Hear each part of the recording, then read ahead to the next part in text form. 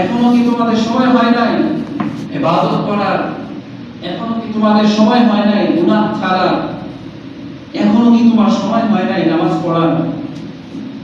এখনো কি তোমার সেই সময় হয় নাই? বোঝা উচিত, চিন্তা করা উচিত। ইবাদত করলে লাভ হবে কার? জোরে বলেন কার? ইবাদত করলে আল্লাহ পাকের লাভ হবে না, আমার লাভ হবে। কার লাভ হবে?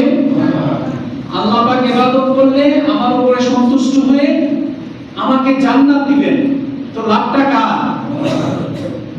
আমি যদি ইবাদত না করি, আমি যদি আল্লাহ পাকের ফরমাবরদার বান্দা না হই, ক্ষতিটাও আমার হবে। কারণ আমার কারণে যদি আল্লাহ পাক অসন্তুষ্ট হন, জাহান্নাম দিবে কাকে? আমাকে দিবে। তো লসটা হলো কার? আমার। এজন্য বোঝা উচিত ইবাদত করলে লাভ আমার, ইবাদত না কইরা যদি আমি গুনাহ করি তাহলে ক্ষতিটাও আমারই হবে।